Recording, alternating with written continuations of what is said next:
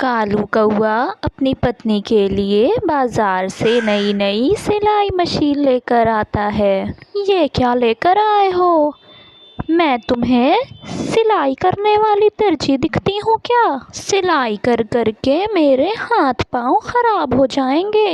ये फालतू की चीज़ ना ही लेकर आया करो तो बेहतर है। तुम पागल हो काली, ये चीज़ बाजार में बहुत बिक रही है, लोग इससे बहुत कमा रहे हैं। हम अच्छे अच्छे कपड़े सिलेंगे और उन्हें बाजार में बेच कर आएंगे और खूब पैसे कमाएंगे। तुम ही कर लेना सिलाई, मुझसे नहीं होती है सिलाई विलाई।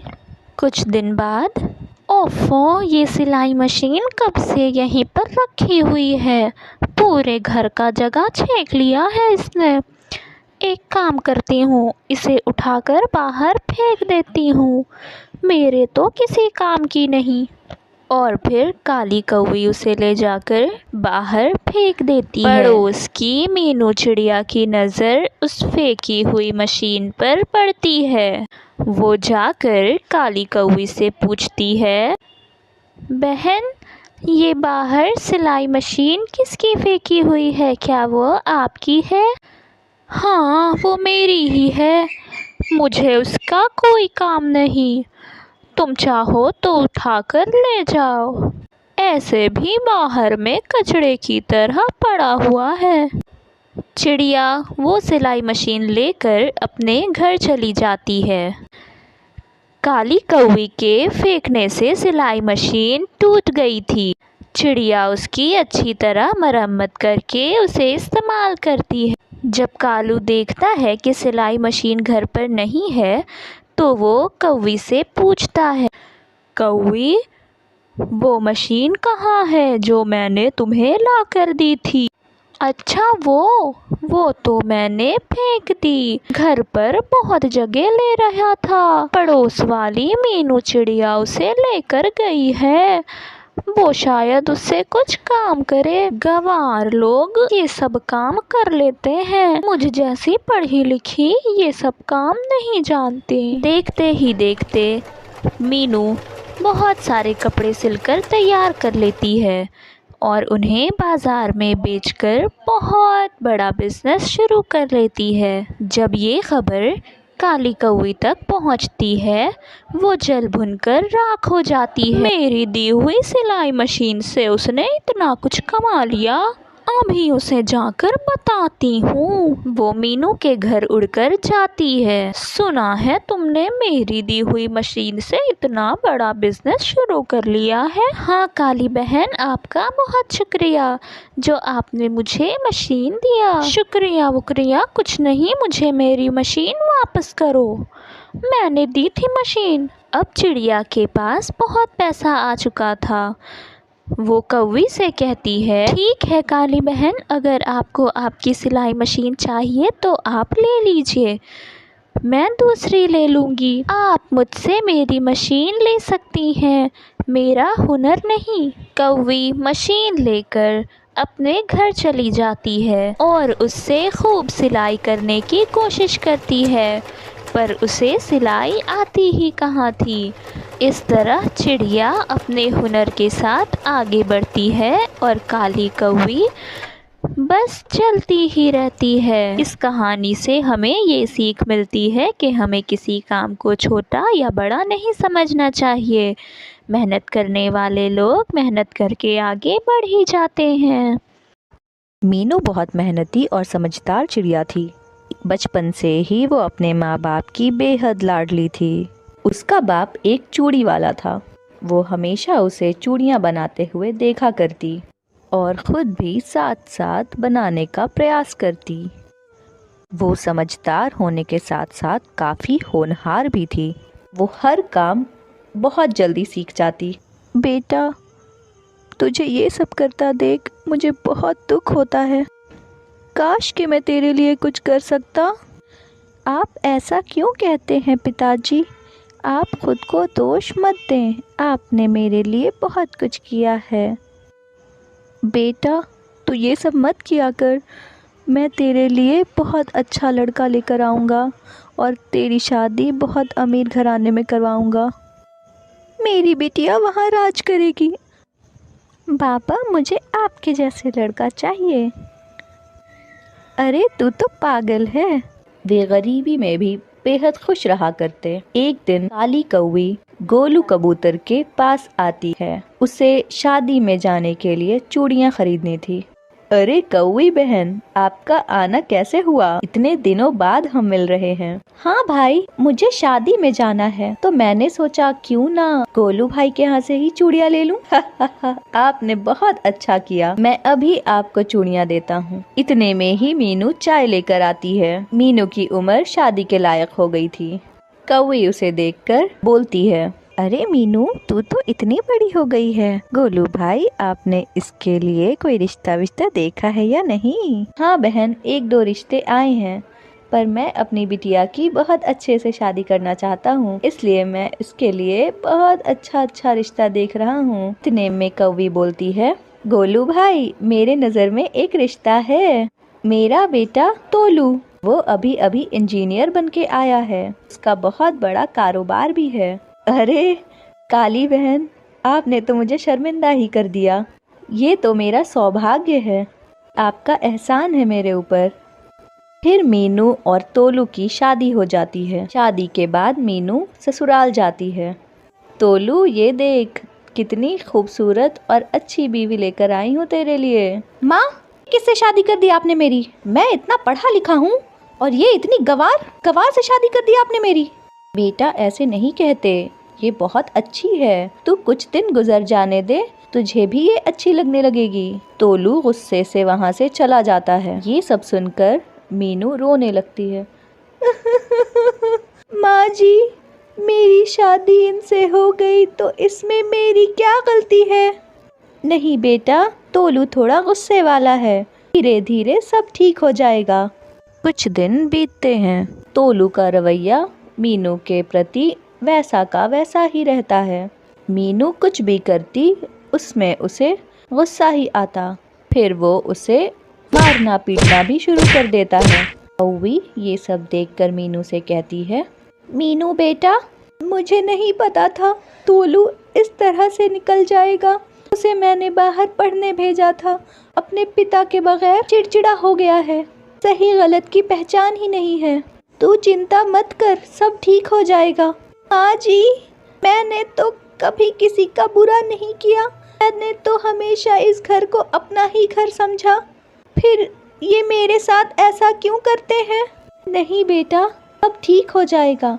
तू ऐसा कर, कुछ काम शुरू कर दे, उससे तेरा भी मन लगेगा, तेरा दिल भी बहल जाएगा। पर माँ, मैं तो पढ़ी लिखी भी नहीं हूँ, मैं क्या करूँ? मुझे कुछ भी नहीं आता। मैंने तो अपने घर में बस चूड़ियाँ बनाते हुए ही देखा है पिताजी को, उसके सिवा तो मुझे कुछ भी नहीं आता। बेटा, तू चिंता मत कर, आजकल तो एक से एक चूड़ियाँ बनाने वाले इतने पैसे कमाते हैं। ऐसा कर, चूड़ियाँ बनाना शुरू कर दे और उसे जाकर बाजार में बेच।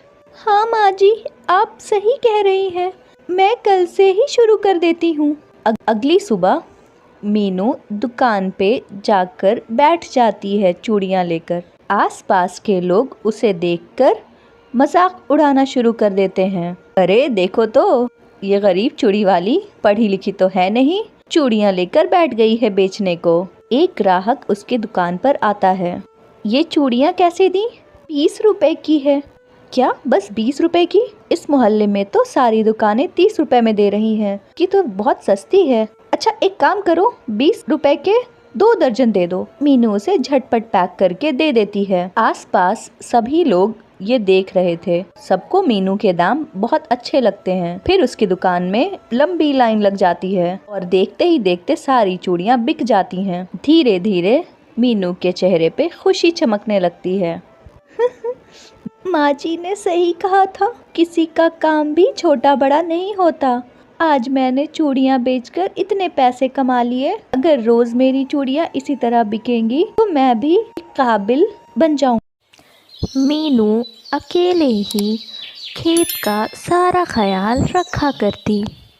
उसके माता पिता की मृत्यु कुछ वर्ष पहले ही हुई थी और अब वो बिल्कुल अकेले थी। माँ, बाबा, आप लोग कहाँ चले गए मुझे छोड़कर? मैं आप लोगों के बगैर कैसे जीऊँगी? मीनू रोने लग जाती है और फिर उदास होकर अपने बाबा के खेत पर फसल काटने जाती है। पर वहाँ का दृश्य देखकर वो बहुत निराश होती है। बाबा ने ये ज़मीन क्यों ली थी? उस कालू ने बाबा को ये ज़मीन जानबूझकर बेची थी, क्योंकि ये ज़मीन एक बंजर ज़मीन है। इस पर कभी कोई फसल नहीं आ सकती। कालू कौआ ज़मीन से खूब फसल निकालता और उसे बाज़ार में बेचकर बहुत पैसे कमाया करता। वो तो काफ़ी अमीर हो चुका था। एक दिन मीनू कालू के पास आती है और कहती है, आपने मेरे बाबा को धोखा दिया था। आपने उनसे अच्छी ज़मीन ले ली और उन्हें बंजर ज़मीन दे दी। हाँ तो मैंने ऐसा किया, इसमें क्या हो गया? तेरे बाबा अब इस दुनिया में नहीं है, वो बात ख़त्म, अब जा यहाँ से।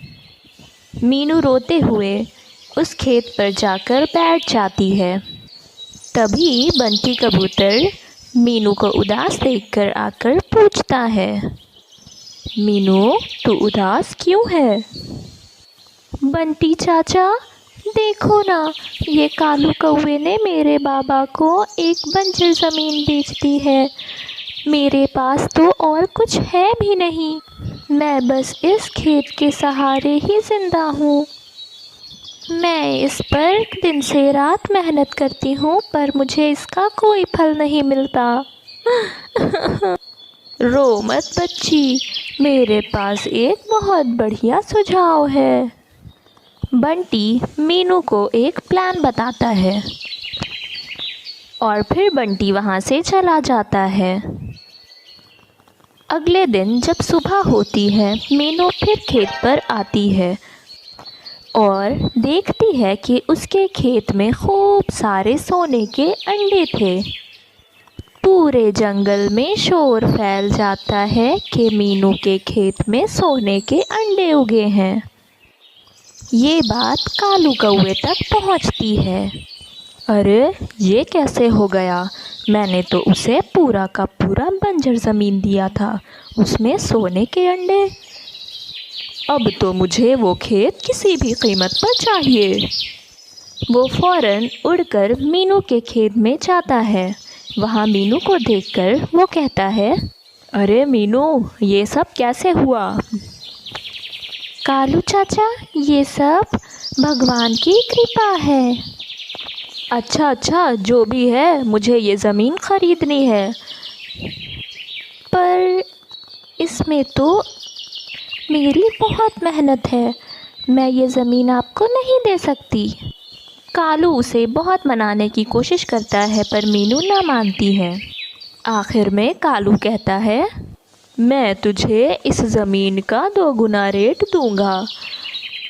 ये बात सुनकर मीनू कुछ देर सोचती है और कहती है, ठीक है कालू चाचा, मैं आपकी बात से सहमत हूँ, पर ये सब ऐसे ही नहीं होगा।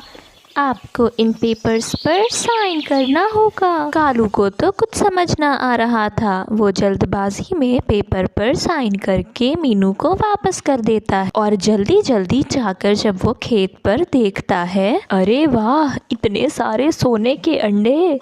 मैं ही पागल था जो मैंने उसे ये खेत बेच दिया। फिर वो जल्दी जल्दी सोने के अंडे उठाने लगता है। जैसे ही वो सोने के अंडे उठाता है, उसके हाथ पर पीली पेंट लग जाती है। ये क्या है? उस चिड़िया ने मुझे बेवकूफ़ बना दिया। इस तरह से मीनू को अपने पिता की अच्छी ज़मीन मिल जाती है और कालू को उसके किए की सज़ा मिल जाती है। मीनू अपने बच्चे को खाना खिला रही थी, तभी घबराया हुआ कालू कौआ उसके पास आता है। अरे मीनू, क्या तुम जानती हो इस जंगल में बहुत भयंकर वायरस फैल गया है और ये वायरस कोई छोटा मोटा वायरस नहीं है। जिस पक्षी ने भी जा रहा है वो पक्षी हमेशा के लिए दुनिया छोड़कर चला जा रहा है। मुझे तो काफी घबराहट हो रही है। कालू भैया, मैंने तो सुना है कि मिट्ठू तोते के बेटे को भी ये वायरस हो गया है। हमें तो उसकी मदद करनी चाहिए। क्या बताओ चिड़िया, मिट्ठू तोते की मदद करने तो कोई सामने नहीं आ रहा है। सभी पक्षी उससे दूर हो गए हैं, वो भी इस डर से कि कहीं उन्हें भी ये वायरस ना लग जाए। आजकल तो भलाई का जमाना ही नहीं है। पर कालू भैया, उसने हमारी हर समय मदद की है। जब भी हम ज़रूरत में थे तो हमें भी उसकी मदद करनी चाहिए।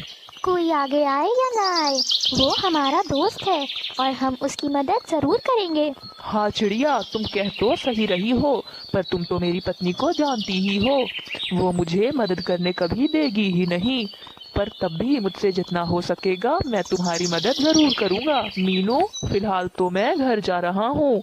अगर तुम भी मिट्ठू तोते से मिलना चाहती हो तो कल मैं दोबारा तुम्हारे घर आऊँगा, हम इकट्ठे ही उससे मिलने चलेंगे। इतना कहकर कालू कौआ अपने घर चला जाता है। अरे रे रे रे रे रे, कहाँ से आ रहे हो? कहीं वायरस तो उठाकर नहीं ले आए? मैंने 1000 बार मना किया कि मत जाओ बाहर, वायरस फैला हुआ है, तुमने मेरी एक ना सुनी। काली, मैं तो मिट्ठू तोते की तरफ गया था, उसके बेटे को भयंकर वायरस लग गया है, वो बेचारा बहुत उदास है। कल मैं और मीनू चिड़िया दोनों उसके पास जाएंगे उसकी मदद के लिए। देखो तो, लग रहा है कि ये मदद नहीं करेंगे तो वो मर ही जाएगा। हमें किसी की कोई मदद नहीं करनी है। मैं बिल्कुल नहीं चाहती कि मेरे घर में भी वायरस आ जाए। हमें उस वायरस से बचना है, ना ही उसे अपने साथ लेकर घर में घुसा लेना है। समझ में आ रही है मेरी बात? अगर तुम अभी भी बाहर गए तो बाहर ही रहना, इस घर में एक कदम ना रखना। काली, तुम्हारी इन्हीं हरकतों की वजह से मुझे बहुत गुस्सा आता है। तुम अगर किसी की जरूरत के समय मदद नहीं करोगी तो तुम्हारी जरूरत के समय भी कोई तुम्हारी मदद करने नहीं आएगा। हाँ हाँ ठीक है, मैं बहुत बुरी हूँ, अब मुझसे बहस ना करो तो बेहतर है। तुमसे बहस करने का तो कोई फायदा ही नहीं है। कालू कौआ गुस्से से जाकर सो जाता है और फिर सुबह होते ही वो मीनू चिड़िया के पास दोबारा चला जाता है। मीनू, चलो, कहीं हमें देर ना हो जाए। हाँ कालू भैया, मैं अभी आती हूँ। जानती हो मीनू, काली ने तो मुझे साफ साफ मना कर दिया था कि किसी की मदद करने की कोई जरूरत ही नहीं है, लेकिन मैं मिट्ठू तोते को इस हाल में नहीं छोड़ सकता हूँ। अगर आप चाहे तो आप रहने दें, मैं खुद चली जाऊंगी और मुझसे जितना हो सकेगा मैं उसकी मदद करने की कोशिश करूंगी कालू भैया। अरे नहीं नहीं मीनू, मैंने जब दोस्ती की है तो दोस्ती का फर्ज निभाना भी होगा ना। चलो, अब हमें देर हो रही है। इतना कहकर दोनों मिट्ठू तोते की ओर निकल जाते हैं। मीनू और कालू दोनों रास्ते से कुछ सब्जियां और फल खरीद कर ले जाते हैं मिट्ठू तोते के पास, क्योंकि उनके पास भोजन बहुत कम हो गया था। कोई पक्षी घर से बाहर काफी दिनों से नहीं निकल पा रहा था। तुम दोनों इतनी मुसीबत में भी मेरी मदद करने आए हो, मैं तुम दोनों का ये एहसान कभी नहीं भूल पाऊंगा। हम आपसे मिलने के लिए आए हैं मिट्ठू भाई। ये लें, ये कुछ फल और सब्जियां हैं, ये हम रास्ते से आपके लिए लेकर आए हैं। हमें पता है आप अभी कहीं बाहर नहीं जा सकते और कोई भी पंछी कहीं नहीं जा रहा, तो हमने सोचा हम आपके लिए क्यों ना कुछ ताज़े फल और सब्जियां लेकर आ जाए। मुझे बिल्कुल समझ नहीं आ रहा कि मैं तुम दोनों का शुक्रिया कैसे अदा करूं। इस भाई को भी कभी याद कर लेना बहन, अगर तुम कभी किसी मुसीबत में पड़ो। आप ये सब छोड़ें और बच्चे का अच्छे से ख्याल रखें, वो जल्द ही ठीक हो जाएगा। आप हिम्मत से काम लेना। इतना कहकर मीनू और कालू दोनों घर वापस आ जाते हैं। ऐसे ही दिन गुजरते चले गए। काली कौवी और कालू कौवे के बेटे को भी बुखार आ गया। अरे बाप रे, इसे क्या हो गया? इसे भी वायरस लग गया। सब तुम्हारा ही किया हुआ है। तुम अगर उस दिन मेरे मना करने पर वहां ना जाते तो ये वायरस हमारे घर में ना आता। मम्मी, मुझे बहुत तेज बुखार है, मेरा बदन बहुत जल रहा है। हाँ मेरे बच्चे, मैं अभी तुम्हारे लिए कुछ खाने को बनाती हूँ। सुनो जी, जाओ और जाकर इसके लिए कुछ खाने को लेकर आओ, तब तक मैं इसी के पास बैठी हूँ। कालू बाहर अपने बच्चे के भोजन के लिए जाता है और वहाँ उसे मीनू चिड़िया फिर से दिखती है। वो बाजार में अपने बच्चे के लिए कुछ सामान ले रही थी। कालू भैया, सब ठीक तो है ना? नहीं मीनू, मेरे बेटे को भी वही वायरस हो गया है और उसका बदन बुखार से तप रहा है। मुझे तो समझ नहीं आ रहा हमारे घर को किसकी नज़र लग गई है।